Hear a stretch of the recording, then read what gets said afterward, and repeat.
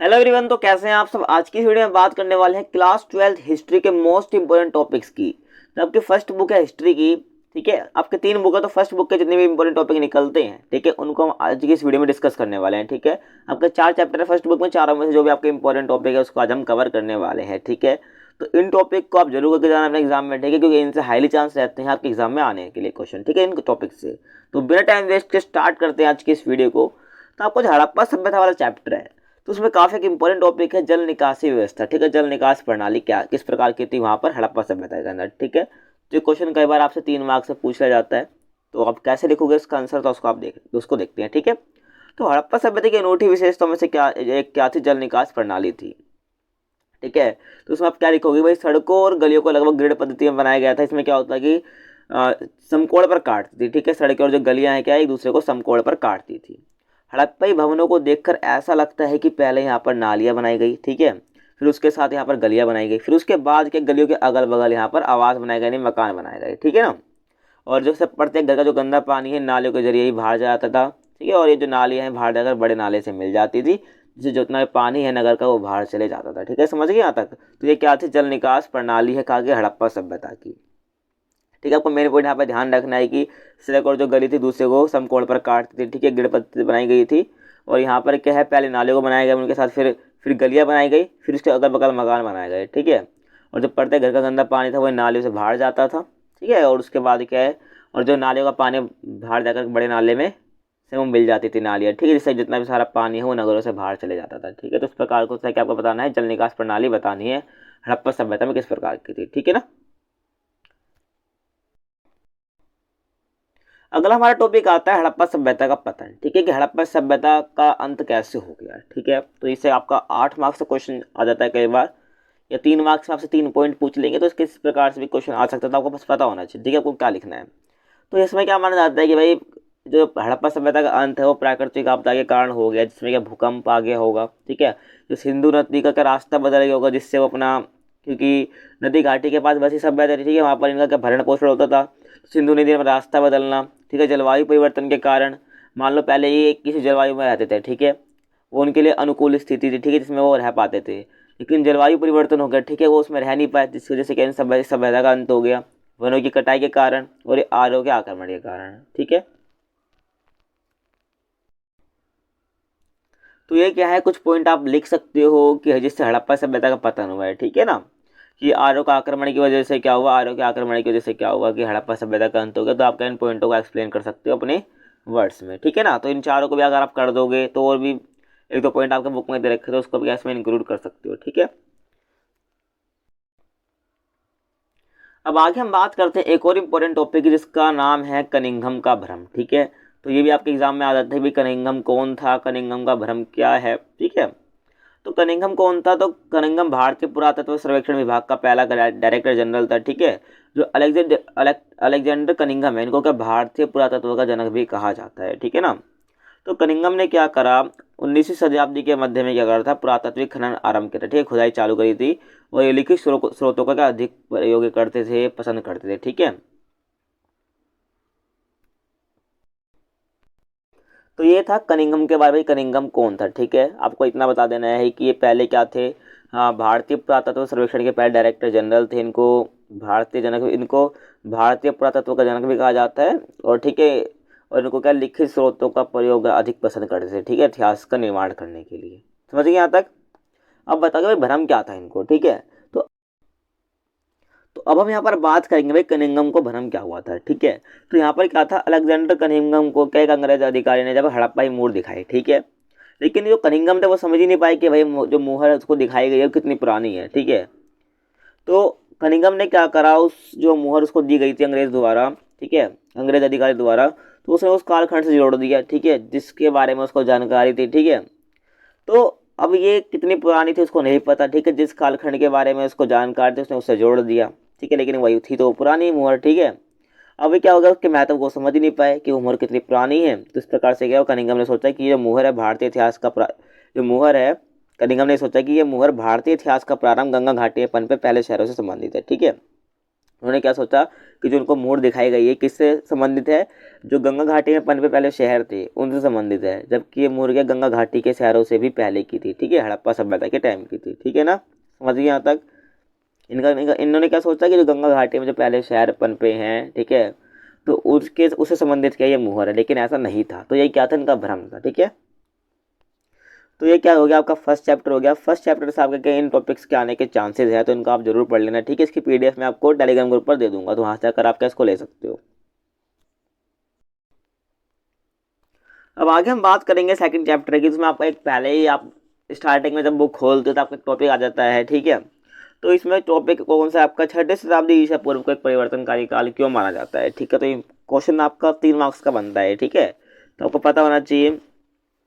तो इसमें क्या हुआ, तो 6वीं शताब्दी ईसा पूर्व का परिवर्तनकारी काल क्यों माना जाता है, ठीक है। तो इसमें क्या हुआ था कि आरंभिक राज्यों का उदय इसी काल में होने लगा था, ठीक है, 6वीं शताब्दी ईसा पूर्व को, ठीक है, 6वीं शताब्दी ईसा पूर्व से 6वीं शताब्दी ईस्वी।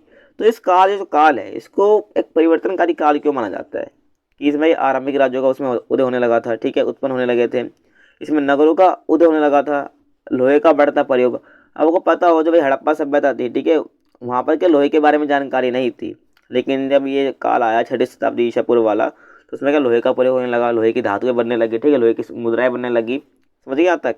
सिक्कों का विकास होने लगा, जहाँ पर अलग अलग प्रकार के सिक्के बनाए जाने लगे, ठीक है, आपने चैप्टर में पढ़ा भी है। बौद्ध और जैन दार्शनिक विचारधाराओं का विकास हुआ। तो ये सब क्या था, इसमें परिवर्तन आए थे इस काल में, ठीक है। तो आप ये मेनली 4 याद रखो, ठीक है, कि बौद्ध और जैन दार्शनिक विचारधाराओं का विकास हुआ, सिक्कों का विकास हुआ इस टाइम पीरियड में, ठीक है। आपका इसको थोड़ा थोड़ा एक्सप्लेन कर देना, तो आपको पूरे मार्क्स मिल जाएंगे। इसी में क्या नए नए नगरों का उदय होने लगा, ठीक है, आरंभिक राज्यों का इसमें उदय होने लगा। तो इस प्रकार से आप लिख सकते हो, ठीक है। अब आगे हम बात करते हैं एक इंपॉर्टेंट टॉपिक इस चैप्टर से, कि भाई जो मगध था वो इतना शक्तिशाली महाजनपद कैसे बन गया, ठीक है। तो जो मगध था ये 6वीं से 14वीं शताब्दी ईसा पूर्व में सबसे शक्तिशाली महाजनपद बन गया था, ठीक है। अब इसके कारण क्या थे, तो इसके शक्तिशाली होने के पीछे कई कारण हैं, जैसे कि यहाँ पर उपजाऊ भूमि थी जिससे कि अच्छी फसल हो सकती थी, ठीक है। तो खाद्यान्न तौर पर काफ़ी सुदृढ़ हो गया था। लोहे की यहाँ पर खदानें उपलब्ध थी, जिससे जो औजार बनाना, हथियार बनाना काफ़ी आसान था। और यहाँ पर जंगल थे, ठीक है, मगध के अंदर, वहाँ पर हाथी उपलब्ध थे। अब इससे भाई कैसे किस प्रकार से ताकतवर बन गया। अब जो हाथी का जो इस्तेमाल किया जाता था वो सेना में किया जाता था, ठीक है ना। तो सेनाओं में क्या हाथियों को शामिल किया जाता था। और गंगा और उसकी उपनदियों से आने जाने का जो रास्ता था वो भी काफ़ी आसान और सस्ता था, ठीक है। गंगा और उसकी जो उपनदियाँ थी, तो यहाँ पर क्या है, आने जाने का रास्ता भी काफ़ी आसान और सस्ता था, ठीक है, समझ गए यहाँ तक। आगे हम बात करते हैं। और जो मगध था वो प्राकृतिक रूप से भी काफ़ी सुरक्षित था। मगध में योग्य और तथा शक्तिशाली शासक भी थे, क्योंकि उनकी जो नीतियाँ थी, ठीक है, इनके मंत्री इनको लागू करते थे। यहाँ पर कुछ शासक के नाम दे रखे, जैसे बिंबिसार है, अजातशत्रु है, महापद्म नंद है। तो इन शासकों के बेहतर नीतियों के कारण क्या है, जो मगध था एक शक्तिशाली शासक बन के उभरा, ठीक है, मगध या महाजनपद बन के उभरा, ठीक है, समझ गए यहाँ तक। आगे हम बात करते हैं एक और इम्पोर्टेंट टॉपिक की, अभिलेख साक्ष्य की सीमा, ठीक है। अब आपको पता है अभिलेख किससे कहते हैं, ठीक है, कठोर सतह पर जो लिखे जाते हैं, ठीक है, आपको खुरुच खुरुच के जो लिखे जाते हैं, तो कठोर सतहों पर, तो उसको हम अभिलेख कह देते हैं, ठीक है। तो ये कुछ सीमाएं होती हैं। तो सीमाएं कौन कौन सी होती है, आपको 8 मार्क्स का जाता है, ठीक है, आपको पता होना चाहिए इसके बारे में।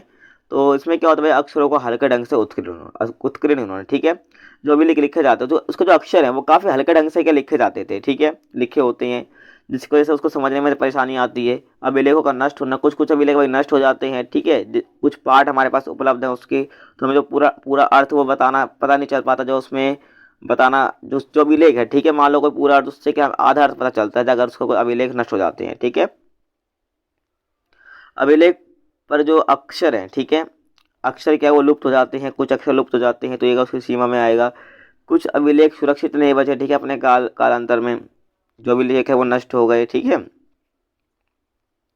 और अभिलेख के शब्दों का वास्तविक अर्थ की पूरी जानकारी का ना होना, ठीक है, जो अभिलेख के शब्दों का वास्तविक अर्थ जो देना चाह रहा है वो अभिलेख, ठीक है, उसकी जानकारी हमें ना होना। और अभिलेखों से क्या रोजमर्रा की जिंदगी के बारे में कुछ पता ही नहीं चलता, क्योंकि जो अभिलेख लिखवाते थे वो जो राजा ये वगैरह सब लिखवाते थे, ठीक है, तो उससे क्या हमें उन्हीं की ज़िंदगी के बारे में पता चलता है, रोजमर्रा की ज़िंदगी के बारे में कुछ पता नहीं चलता। और विशेष अवसरों के बारे में पता चलता है जो राजा वगैरह करवाते थे, ठीक है, क्योंकि मान लो राजा ने किसी को दान दक्षिणा भी दी, तो क्या वो उसको अभिलेख उसका बनवाएगा, क्योंकि उसने काम करा है, ठीक है, क्योंकि जो भी लेख थे वही सब लिखवाते थे, बाकी और तो कोई लिखवाता नहीं था। तो इसलिए कि हमें रोज़मर्रा की ज़िंदगी के बारे में कुछ ज़्यादा पता नहीं चलता। ठीक है, समझ गए यहाँ तक। तो ये क्या था आपका अभिलेख साक्ष्य की सीमा, आप इसको लिख सकते हो। ठीक है, तो यहाँ पर एक ऐसा पॉइंट बना सकते हो, ठीक है, अपने आंसर लिखने के लिए। तो ये हो गया आपका चैप्टर 2। हम बात करते हैं चैप्टर 3 की। आगे हम बात करते हैं अगले टॉपिक की, उपज बढ़ाने के तरीके। ठीक है, कृषि क्षेत्र में उपज किस प्रकार से बढ़ाई गई, ठीक है, उसके तरीके कौन कौन से थे इस काल में, 600 ईसा पूर्व से 600 ईस्वी। ठीक है, 600 से 600 ईस्वी, 600 ईसा पूर्व से 600 ईस्वी। ठीक है, तो उसमें भाई लोहे के फाल वाले हल का प्रयोग किया गया। ठीक है, उपज बढ़ाने के लिए कुएं, तालाब और नहरों के द्वारा सिंचाई की जाती थी। ठीक है, फसलों की। और पर्वतीय क्षेत्रों में खेती के लिए कुदालों का उपयोग किया जाता था, और गंगा घाटी में धान की रोपाई के कारण क्या उपज यहाँ पर बढ़ गई। ठीक है, तो इसको आके आप लिख सकते हो, ये 3 मार्क्स में आ सकता है। समझिए ना यहाँ तक। अब हम बात करते हैं अगले चैप्टर की। ठीक है, चैप्टर 3 की, बंधुत्व, जाति तथा वर्ग। तो इसमें आपका एक बड़ा टॉपिक आता है कि समाज में भिन्नताएं, समाज में विषमताएं। ठीक है, आपको पता है समाज 4 वर्ण में बटा हुआ था, अनेक जातियां भी थी। ठीक है, वर्ण 4 थे और जातियां अनिश्चित थी। ठीक है, तो क्या थी, सामाजिक विषमताओं का आधार थी, और इसमें जो प्रतिष्ठा है वो जन्म के आधार पर मिलती थी। ठीक है, मान लो अगर आप क्षत्रिय वर्ण से आते हो, ठीक है, लेकिन आपके दिमाग के अंदर दिमाग कुछ भी नहीं है। ठीक है, आप कुकर्मी हो, आप क्षत्रिय ही कहलाओगे। ठीक है, मतलब कि आप क्षत्रिय का गुण आपके अंदर नहीं है, लेकिन आप क्या क्षत्रिय कहलाओगे। अब वही बात, अगर आप शूद्र में पैदा, आप काफ़ी इंटेलिजेंट हो, बुद्धिमान हो, ठीक है, आप कुछ भी कर सकते हो, लेकिन आप क्या कहलाओगे, शूद्र कहलाओगे। ठीक है, क्योंकि आपको जो प्रतिष्ठा मिल रही है वो जन्म के आधार पर मिल रही है। ठीक है ना। अब इसमें क्या था, जो हमारा वर्ण था, वो जो समाज था वो 4 वर्ण में विभाजित हो रखा था, ब्राह्मण, ठीक है, क्षत्रिय, वैश्य और शूद्र। अब यहाँ पर जो धर्मसूत्र और धर्मशास्त्र जो ग्रंथ है, इनके अनुसार क्या 4 वर्ण जो हैं ये, तो इनके क्या है, आदर्श जीविका के नियम यहाँ पर क्या निर्धारित कर रखे, भाई कौन क्या काम करेगा। ठीक है, तो उनको देखते हैं। तो पहला आता है भाई ब्राह्मण। ठीक है, तो ये भाई इनका काम क्या है, अध्ययन करना, वेदों की शिक्षा। ठीक है, फिर तो वेदों की शिक्षा देना, लेना, यज्ञ करना और करवाना। ठीक है, और दान दक्षिणा देना। ठीक है, और दान लेना। तो ये क्या है, इनके काम है। अब आगे हम बात कर लेते हैं क्षत्रियों की। तो इनका काम है शासन करना, युद्ध करना, लोगों को सुरक्षा प्रदान करना, न्याय करना, वेद पढ़ना, यज्ञ करवाना और दान दक्षिणा देना। तो ये क्या है, इनके काम है। और वैश्य का काम क्या है, कृषि करना, पशुपालन, गोपालन, व्यापार, वेद पढ़ना, यज्ञ करवाना और दान देना। ठीक है ना। और शूद्र का काम है, ऊपर जो 3 वर्ण हमने पढ़े, तो इनकी क्या सेवा करना, क्या इसका काम है शूद्र का। ठीक है, समझ गए यहाँ तक। अब आगे हम बात करते हैं संपत्ति पर स्त्री और पुरुष के भिन्न भिन्न अधिकार किस प्रकार के थे। ठीक है, तो यहाँ पर क्या मनुस्मृति के अनुसार क्या है, बताया गया है कि संपत्ति पर स्त्री और पुरुष के क्या भिन्न अधिकार किस प्रकार के थे। ठीक है, मनुस्मृति जो मनुस्मृति है, इसका जो निर्माण हुआ था वो 200 ईसा पूर्व से 200 ईस्वी में हुआ था। ठीक है ना, समझ गए यहाँ तक। तो ये 1 मार्क में आ सकता है, आपको उसको ध्यान रखना है। ठीक है ना। और बाकी आपको जो धर्मसूत्र और धर्मशास्त्र है 500 ईसा पूर्व से। तो मनुस्मृति के अनुसार जो संपत्ति का अधिकार था वो स्त्री और पुरुष का भिन्न किस प्रकार का था। ठीक है, तो देखो, जो पिता की जायदाद होती है, उनकी मृत्यु के बाद जो बंटवारा होना चाहिए उस जायदाद का, वो समय समान रूप से होना चाहिए। ठीक है, जितने पुत्र है, लेकिन जो ज्येष्ठ पुत्र है, जो बड़ा पुत्र है, उसको का विशेष भाग मिलता था। ठीक है, वो अधिकारी हो जाता था। अब जो पिता की संपत्ति है, ठीक है, उस पर जो लड़की है, जो स्त्री है, उस पर क्या अपनी मांग नहीं कर सकती, उस पर अधिकार नहीं जता सकती है। ठीक है, और विवाह के समय जो स्त्रियों को जो उपहार मिलते हैं, ठीक है, धन मिलता है, तो उस पर क्या स्त्री का अधिकार होता है, ना कि किसी और का। ठीक है ना। और इसे क्या कहा जाता है, स्त्रीधन कहा जाता है। ठीक है ना, आपको ध्यान रखना है इसके बारे में, तो क्वेश्चन आता है कई बार। और इस पर क्या उनका जो पति है वो अपना अधिकार नहीं जता सकता, जो स्त्रीधन है उसका पति है वो अपना अधिकार नहीं जता सकता है। ठीक है ना। लेकिन मनुस्मृति के अनुसार स्त्रियों को अपने पति के आज्ञा के खिलाफ गुप्त रूप से जो धन संचय करने के विरोध की चेतावनी दी जाती है। ठीक है, वो गुप्त रूप से धन संचय नहीं कर सकती। ठीक है ना, ये कौन कहते हैं, मनुस्मृति कहती है। ठीक है ना। कुछ साक्ष्य हमें प्रभावती गुप्त से संबंधित भी मिले हैं। ठीक है, जिससे पता लगता है कि जो प्रभावती गुप्त है, ठीक है, स्त्री होकर भी क्या है, संसाधनों पर अधिकार रखती थी। ठीक है, ऐसा कुछ परिवारों में चल सकता है, हो सकता है। ठीक है, जो लेकिन जो अगर हम बात करें नॉर्मली, तो जमीन, पशु और धन पर क्या पुरुषों का ही नियंत्रण होता था। लेकिन एक आधे का एक्सेप्शन मिल जाता है कि किसी संसाधन पर स्त्री का अधिकार था, जैसे कि प्रभावती गुप्त। तो ये क्या हो जाएगा, एक्सेप्शन हो जाएगा। ठीक है ना। वैसे जो सामान्य था, जमीन, पशु और धन पर क्या पुरुषों का नियंत्रण होता था। ठीक है, समझ गए यहाँ तक। अब आगे हम बात करते हैं चैप्टर 4 से एक इंपॉर्टेंट टॉपिक की, बुद्ध की शिक्षाएं। ठीक है भाई, बुद्ध की शिक्षाएं क्या है, ये क्वेश्चन आपसे पूछ लिया जाता है। और जैन धर्म की शिक्षा भी आपसे पूछ लिया जाता है, ठीक है, लेकिन चांस क्या रहते हैं, बुद्ध की शिक्षा ज़्यादा पूछने के रहते हैं, ठीक है। तो उसको देख लेते हैं हम। तो बौद्ध दर्शन के अनुसार क्या है, विश्व अनित्य है और लगातार बदल रहा है, ठीक है। ये यहाँ पर क्या मतलब कि जो विश्व है वो लगातार बदल रहा है, ठीक है। इसमें हर पल के कुछ ना कुछ चेंजेस हो रही हैं, ठीक है। ये क्या है, इसका इनकी पहली शिक्षा है। और ये आत्मविहीन आत्मा, यहाँ कुछ भी क्या स्थायी नहीं है, यानी शाश्वत नहीं है, ठीक है। यहाँ पर कुछ भी स्थायी नहीं है, सब अस्थायी है, ठीक है। और इस क्षणभंगुर दुनिया में दुख मनुष्य के जीवन का अंतर्निहित तत्व है, ठीक है। इस दुनिया में जो आया है, ठीक है, उसको दुख दुख का जो दुख है उसको फेस करना ही पड़ता है, ठीक है, क्योंकि क्या है, ये दुख मनुष्य के जीवन का अंतर्निहित तत्व है। अब इस दुखों से मुक्ति कैसे पा सकते हैं, ठीक है, तो ये बताते हैं कि घोर तपस्या और विशेष शक्ति के बीच का मार्ग अपनाकर ही क्या है, मनुष्य क्या दुनिया के दुखों से मुक्ति पा सकता है, ठीक है। घोर तपस्या भी ज़्यादा नहीं करनी है और विशेष शक्ति के बीच का मध्यम मार्ग अपनाकर, मतलब कि बीच का मार्ग अपनाकर मनुष्य दुनिया के दुखों से मुक्ति पा सकता है, ठीक है। और बुद्ध मानते हैं कि समाज का निर्माण इंसानों ने किया, ना कि ईश्वर ने, ठीक है। मतलब कि ये जो भगवान का होना ना होना ये अप्रासंगिक मानते थे, ठीक है, जो बौद्ध थे। तो इनका एक तरह क्या देते हैं कि जो समाज का निर्माण इंसानों ने किया, ठीक है, ना कि ईश्वर ने। और बुद्ध ने जन्म मृत्यु के चक्कर से मुक्ति, आत्मज्ञान और निर्वाण के लिए एक व्यक्ति केंद्रित हस्तक्षेप और सम्यक कर्म की कल्पना की है, ठीक है ना।